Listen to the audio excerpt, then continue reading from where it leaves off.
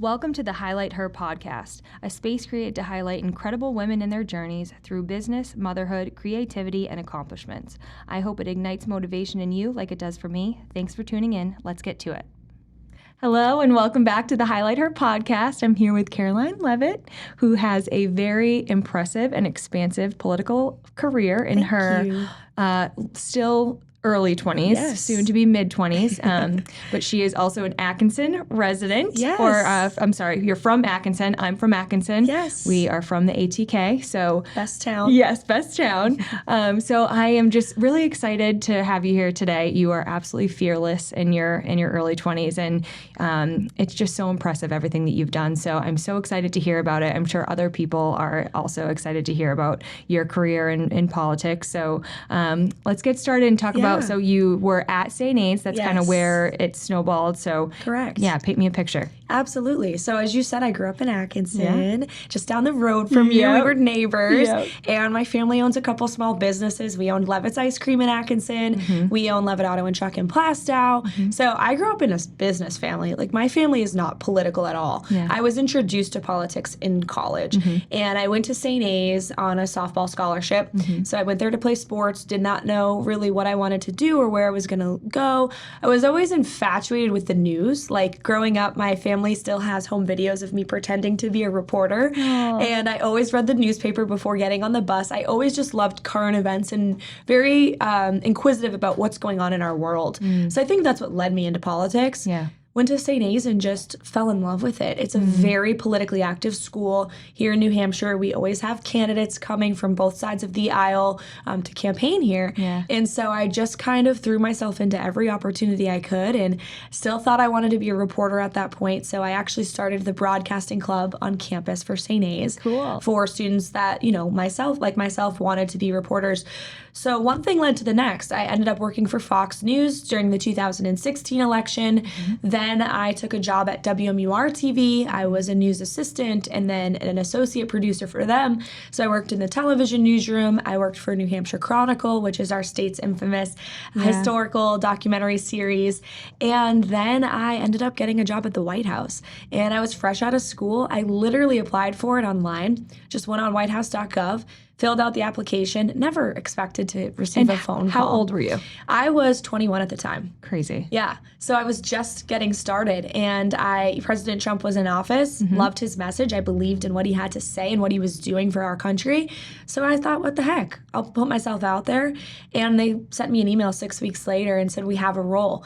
And that's where my career really took off and where my journey to now running for Congress began. And when I was in the White House, I just, again, took advantage of everything I could and worked so hard and ultimately worked in the press office for the press secretary. Then I did some work on Capitol Hill, too, for a congresswoman, and it led me to wanting to run myself. So here we are, a year into this campaign. We're 1 month away from the election. It's going phenomenally well. We're going to win on September 13th. That's amazing. Thank you. So I want to rewind a little bit because when you worked for Fox News and you were probably at that point not even 21 yet, right? No, I was still in college.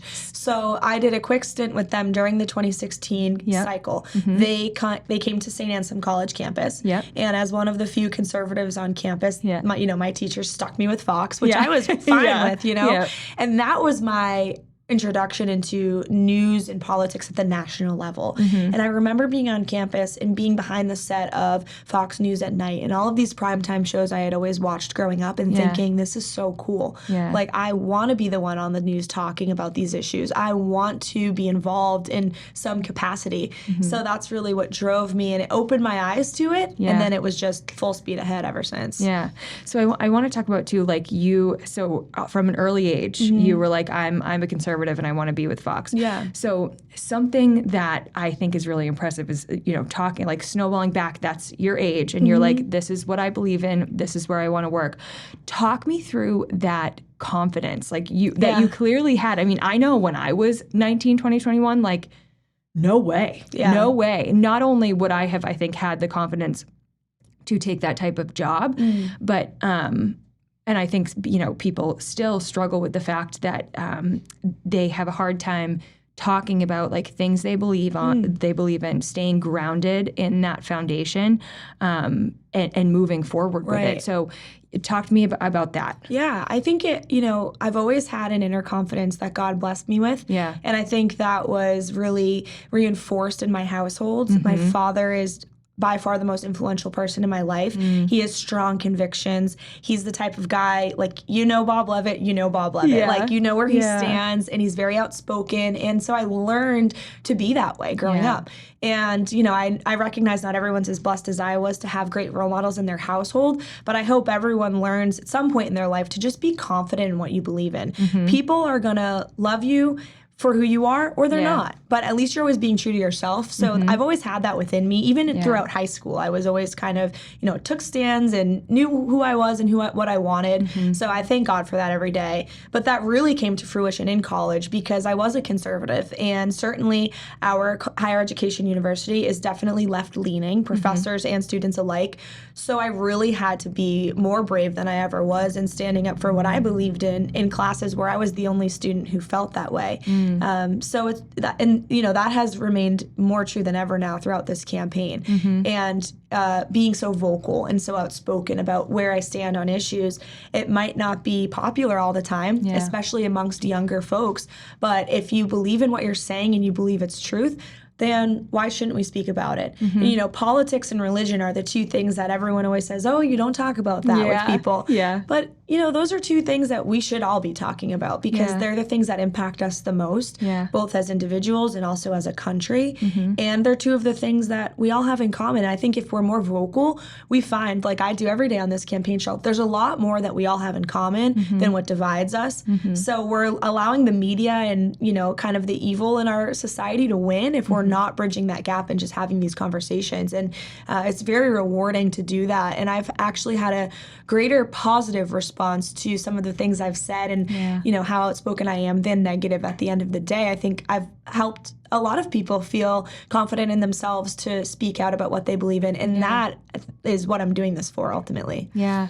And how do you find grace in kind of dealing with and conversating with people who don't agree with you? Yeah. I mean, I'm sure it's really hard for people to be confrontational, when they're talking to someone who doesn't really agree with what they're saying. So how do you hold space for that conversation and for it to be a positive place? Right.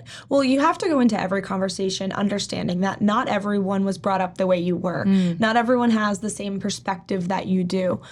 So I try to recognize that off the bat. You know, there are folks that didn't grow up in Atkinson, New Hampshire like we did, don't have, families like I did. And so recognizing that and trying to understand where they're coming from and then being respectful about your point of view. And agreeing to disagree sometimes is what you have to do. Quick example, my aunt's best friend came over to my parents' house for a cookout last weekend. She works in the healthcare industry. She's been a nurse for years and years. And we had a fundamental disagreement about vaccine mandates. I'm opposed to them. She's in favor of them. And, at the end of the day, we agreed to disagree. The fundamental point was we were not going to agree on where we stood, but we had a robust debate for an hour about healthcare and the system and how to fix it. And, we laughed we were getting pretty feisty. I mean, we were going at it. Everyone in the room cleared out because they were like, oh my gosh, this is so hostile. This is Fox News in our living room. Everyone's like, we just came here for burgers and beer and we're talking about healthcare. But you know what? At the end of the day, we hugged and we laughed and we said, we're not going to agree. And I encounter people like that on the campaign trail all the time. But again, having that conversation is a good first step. Giving people grace. And as long as people like this woman are coming from a place of sincerity and fact and what they believe in, I respect that all day long. It's the people that I receive messages from that are hiding behind their keyboards and just slandering me, calling me names that you don't deserve grace. I'll pray for you and that's all I'm going to do. That's what I say to people. Bless your heart. Yeah, bless your heart. You know what? It's not even worth a conversation when you're coming from a place of negativity. So, I take some punches, but at the end of the day, it doesn't change who I am or what I believe. Right. And you got to protect your energy. Absolutely. Because that's what's going to move you forward. Right. And that's what it takes. Every morning I wake up and ask God for strength and courage to do another day. And there's going to be people every day that disagree with me, but there's a lot more that agree. So I try to remember that. I think that's really cool. Yeah. So also, something that we haven't talked about yet is being a woman in politics. No matter, I think, what road you're on, it's still something that is rare to an extent. I mean, but especially you being so young. Right. And then also you being on the conservative side. Yes. That's just something that we really haven't seen. So what have you had to overcome as a woman on the road that you've been on, to get to where you are now? Yeah. Being a young conservative woman is one of the reasons I wanted to run for Congress in the first place, was recognizing that my generation of voters do not have conservative voices that we can look to, that we can resonate with. And when I was working in Washington, I was blessed with 3 different bosses, 2 during my tenure at the White House, and 1 on Capitol Hill. All 3 were women, young women with families. They were all moms. My boss, Kayleigh McEnany, was President Trump's press secretary. She had a 6-month-old baby when she took the job as White House press secretary. Wow. Arguably the most demanding job in the world. Yeah. I mean, she was working so hard. She flew from D.C. to Florida every single Friday night and came back in every single Monday to go home and be with her child. Wow. So seeing that made me realize, 1, there's no reason women shouldn't be in politics. Like, this is not a man's world. This is not a man's industry, and it shouldn't be. We need female voices at the table because we do innately have a different perspective, right, on all of the issues. Yep. And secondly, there's no reason that we can't. We can do all things. And, I'm not a mom yet. I hope to be someday, but that desire to be a mom and have a family shouldn't stop me from getting involved. So having those 3 role models was instrumental in wanting to do this. And I meet women on the campaign trail all the time who are really excited that I'm running, like you. Yeah. And that is incredibly encouraging because we do deserve representation and voices, and there are definitely different challenges. My boss, Elise Stefanik, who is actually the most powerful Republican woman in Washington, D.C., I was her spokesperson. She said to me when I came home to do this, just so you know, you're going to have to work harder, 10 times harder than every man in this race. She was absolutely right. Down to what I wear, how I do my hair, what jewelry I put on. These are all things that we have to think about because we are viewed and judged in that perspective, which is fine. Yeah. Like, that's okay. But my male opponents show up with the same flannel on to every single event that we're at. Yeah. It doesn't matter if that's at a farm or a church or a country club. They're wearing their same flannel and jeans. And I'm in the car changing from my farm clothes to my dress with my heels. I'm always in between sneakers and heels. I have a pair of heels with me at all times. Yeah. Those are some of the unique challenges I've had to face and learn to deal with. Yeah. But there's no reason that we shouldn't be in this industry and in this game, and it's really exciting to hear from a lot of especially young women who are excited and inspired, and I always encourage them to get involved too. Yeah. I love that like gave me chills, talking about the things that you deal with and, the bosses and, the other women that you've been around that are just so inspiring. But, I think it's great to say we do deserve a seat at the table. Yes. And it should be talked about that, you do have to jump through hoops to do the exact same thing that your male counterpart is doing. But I love that you're not negative about it. You're saying, I'm going to get there. Right. And if this is what needs to be done to get there, then I'm going to do it. Exactly. And I love that you said that. I love that you harp on it, but it doesn't have to have a negative connotation with it. Right. Which I just think that's awesome. I think Thank that's amazing. you. Yeah, I mean, look, in no world am I oppressed. In no world am I less than any man in the room. I believe in myself and know that I am. We face unique challenges because we're different. Men and women are different. Yep. That's something we're not allowed to say these days, apparently. But men and women are different. For anyone watching, full disclosure, they are. There are 2 genders. But anyway, we have to face unique challenges, but there's no reason that we have the same opportunities. It's just about going out there and taking advantage of it, which is what I've done. Yeah. Wow. I mean, you're just so impressive. And I love, it's so cool to see the examples that you've had in your life that you've been able to just harness this confidence and this unique ability to be yourself and to not sway. And it's, it's the people that you've had in your life have really kind of shown you how to pave the way for yourself. Yeah. I think it's so awesome. I think you're so great. And politics aside, you as a woman and what you're accomplishing is amazing. Thank you. It's amazing, and it should be talked about. Thank you and other women in politics, especially someone who's a mom and is flying. Yeah. I couldn't imagine having a 6-month-old baby and leaving them Monday through Friday, and flying back on the weekends. It's, I can't imagine it. Yeah. But it's the things that we do and the priorities that we set to get to where we want to be and to reach goals. It's amazing. Yes. So what is next for you? I mean, I know 30 days, it's coming up, but what's next? Yeah. So the election is on September 13th. So I'm running in the 1st congressional district here in New Hampshire. So the territory is basically everything east of Manchester, the whole seacoast, pretty much all of Rockingham County, Manchester itself, and then the Lakes region as well up near Lake Winnipesaukee. So the next month and a half till September 13th, I will be in every town that I possibly can.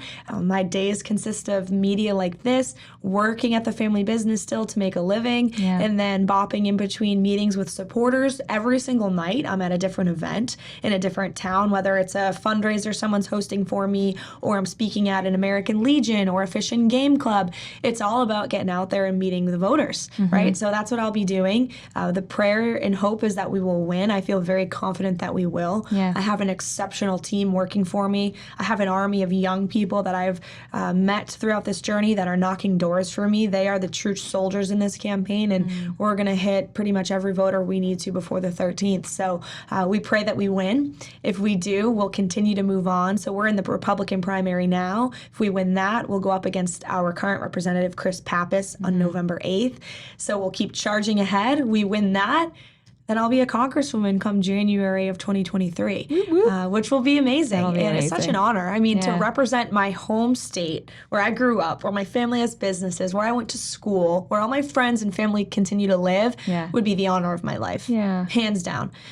So I'll swear into Congress in January 23. We're going to manifest that because it's going to happen. And then we'll get to work. And that's, being a congressperson, it's, you're in the news and this and that, but the ultimate job is being there for your constituents. Whether it's someone, a veteran who needs help getting their benefits from the VA, whether it's, a mom who has concerns about some of the curriculum that's going on in our school districts, whether it's a business owner who is having difficulty with the tax code or with, a regulation that's really hindering their success. My job is to pick up the phone, find ways that legislatively we can solve these problems.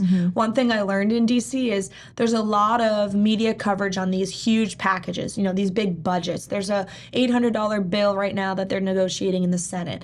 But there's a lot of small wins you can get done. It's all casework. It's constituent services. And that's what I want to ultimately bring is being vocal, having an open door policy. Anyone who wants to come visit my office in Capitol Hill is welcome to do so. That's what we should be doing. That's public service. That's what our founding fathers intended Congress to be. So that's my goal.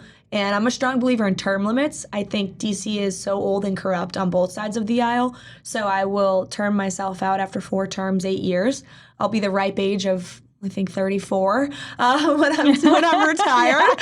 And then we'll see where it takes me after that, if I'm blessed enough to be reelected until then. But it's a crazy game. So one thing at a time, I tell myself, right? Good, yeah. One day at a time, and we're just focused on winning right now. Yeah, that's awesome. Yeah. So what would you say to girls or any, woman who is younger and they're saying, like, how the heck could I harness the drive and the motivation that Karoline has to get to where she is? Like, what would you say to those girls? You have to believe in yourself, and frankly, it can only come from within you. You can call people for advice. You can have the best people in the world pushing you and telling you to, do this or do that, advising you. But at the end of the day, like, you have to get up, you have to get out of bed, you have to go to work. I mean, it's pretty simple. I wake up every morning with a set schedule and I just do it. I mean, there's no corners, especially when you want to reach a very high goal, which I am setting to do with running for Congress. You have to work for it.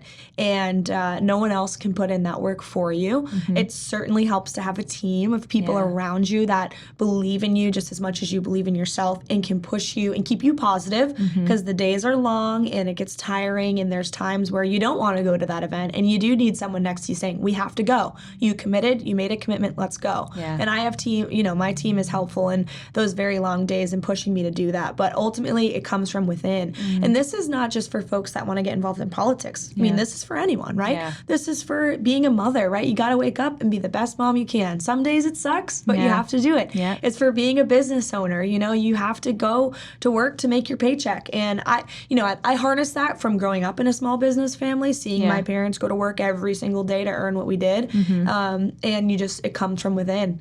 You have to just get up and work hard, and no one else will do it for you. And as you start to see results, you'll be more encouraged to do more and more and more. So just believe in yourself. Set that goal. It doesn't have to be running for Congress. It can be losing 10 pounds. Yeah. It can be, starting your own small business. It can be reaching the next level in the job in the company you work in. Just set the goal and work for it. No one else can do it for you. Yeah. And in terms of holding kind of in a girl, holding space to be confident in what she believes in and to move forward, what advice would you have to someone who maybe didn't have the influences that you had growing up and the ability for family members to say, you got this, stay true to you? Yeah. So what would you tell that girl? Well, certainly look for people in your life that are positive influences on you. I'm here. I'm very vocal on social media. I run all my own accounts. You're welcome to reach out to me directly if you need some inspiration. Seriously, I mean that. I give my personal cell phone number out to everyone I meet on the campaign trail. Yeah. Like thousands of people in New Hampshire have my cell. That's awesome. I get calls all the time. 603-770-5416. If anyone needs to call me, I'm here. Yeah, that's what I'm doing this for. But surround yourself with the right people. Like, I have definitely lost some friends throughout this journey. I've had friendships that, I don't really speak to those people anymore because I could sense jealousy, animosity. I could sense they didn't actually want me to succeed in this journey. Yeah. And, when you feel that energy from someone, trust your gut and you deserve better. I have a great circle of close friends who are so excited. They already put in their PTO at their companies to sign away for me on the 13th of September. Aww. My family is so supportive. So, find those people. Find your tribe who want to uplift you and get rid of the people that don't. I mean, life is short. We don't have time to be messing around with people who don't want to see us succeed, who are jealous or envious or feel inferior because you're doing well. Right. You should be around people that want you to succeed genuinely. And you can sense very quickly when those people are and who they're not. Yeah. So that's, a key thing I've found the hard way, for sure, with relationships and personal experiences I've had. Just realizing, if you're not helping me grow and succeed and get to the next level, you're out of my life. Yeah. And it's hard. I mean, I've lost close relationships because of it, but you'll ultimately be better off in the long run. So surround yourself with the right people, believe in yourself, work hard. I think that's the recipe for success. And there's such a freedom in that, kind of like shedding the dead weight of just the negative energy. Yes. And just when it's nothing but uplifting people around you. Right. That's what, most successful people, they say the same thing. They say all the negativity and the people pulling me down around, I got rid of them. And then, I moved forward. Right. So, I think that's What's the point of being around someone who doesn't want you to be happy and grow as a person? Life is about growing. Yeah. I mean, I've grown so much even since I graduated from St. Anselm. Yeah. I'm a totally different person than I was in college, absolutely different than I was in high school. Yeah. And that's how, we're supposed to be as human beings. You want to reach your fullest potential. And if you're around people who are bringing you down a bad path and encouraging you to do things and have behaviors that you shouldn't, that are not allowing you to grow, whether it's personally, physically, spiritually, emotionally, in all aspects of your life, you need people that are going to help you achieve that and, just shed that dead weight. It stinks. It's not easy to get rid of someone you've been with for a long time, whether it's a personal romantic relationship or a friendship, but you just got to do it. Yeah, to move forward. Exactly. Yeah. Well, I think that's great. I think that's such awesome advice too. And again, easier said than done, but that's a good thing to say as well. So if someone wants to follow along with you, where can they find you? For sure. So my website is carolineforcongress.com and it's Caroline with a K. I'm on on all social media, Instagram, Twitter, Facebook. And you reached out to me on Instagram. It's me. Like I run all my own social accounts. A lot of candidates don't. They have their staff do it for them. I love my staff. They're great, but they just are not good at the social media thing. And I like it to be myself. I love the authenticity of it. And I love to read the messages from people, negative and positive, to hear what the feedback is. So Instagram is Karoline Leavitt. I'm on Twitter, K Leavitt, New Hampshire. And I'm on Facebook as well, both my personal page and my campaign page. If folks want to get involved in the campaign, they can sign up on the website, KarolineForCongress.com. We're always looking for volunteers to help with door knocking, phone banking, sign waving, and the election's on the 13th of September. So anyone who lives in their 1st Congressional District would love to earn their vote and hopefully serve as your Congresswoman. Good. So great. Well, thank you for coming on. Thank you for paving the way for women and young women. And thank you for just staying true to you and inspiring everyone around you. So thank you. Thanks again. Thanks for having me. Yes, of course.